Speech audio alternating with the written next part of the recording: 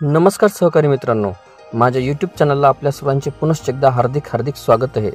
आपण जर सरकारी कर्मचारी किंवा पेन्शनधारक किंवा कुठेही शासकीय सेवेत नोकरीला असा तर ही खास बातमी मी आपल्यासाठी घेऊन आलेलो आहे।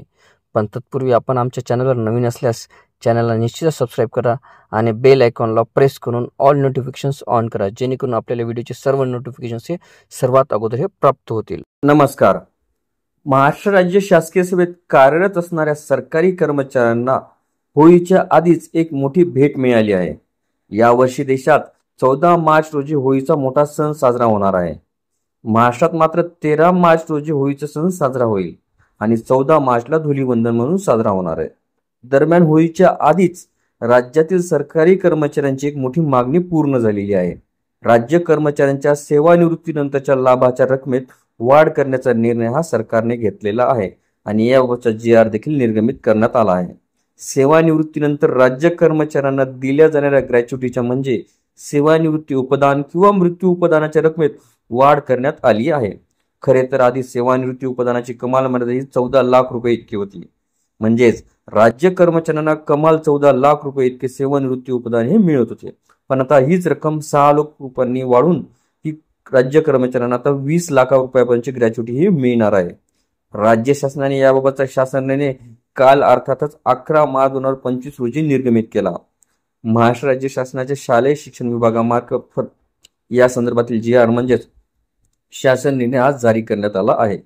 दरम्यान आता आपण राज्य शासनाच्या शालेय शिक्षण विभागाने जारी केलेला हा शासन निर्णय नेमका कसा आहे, ग्रॅच्युटीची कमाल रक्कम वाढवण्याचा हा निर्णय कधीपासून लागू राहणार आहे याबाबतची सविस्तर माहिती ही जाणून घेणार आहोत। महाराष्ट्र राज्यातील जिल्हा परिषदा, मान्यताप्राप्त खाजगी 100% अनुदानित प्राथमिक, माध्यमिक, उच्च माध्यमिक व अध्यापक विद्यालयातील 100% अनुदानित पदावरील शिक्षक व शिक्षकेतर कर्मचारी यांना सेवानिवृत्ती उपदान मृत्यू उपदानाची कमाल मर्यादा 14 लाखावरून 20 लाख रुपये करण्याबाबत शासन निर्णय हा 11 मार्च 2025 रोजी जारी करण्यात आला। या शालेय शिक्षण विभागाने जारी केलेल्या शासन निर्णयानुसार महाराष्ट्र राज्य शासनाच्या वित्त विभागाने शासन निर्णय दिनांक 10 ऑक्टोबर 2024 नुसार केंद्र सरकारप्रमाणे राज्यातील निवृत्ती वेतनधारक तसेच कुटुंब निवृत्ती वेतनधारक यांना सेवानिवृत्ती उपदान किंवा मृत्यू उपदानाची कमाल मर्यादा रक्कम ही 14 लाख रुपयावरून 20 लाख रुपये करण्याबाबतचा शासन निर्णय हा निर्गमित केला।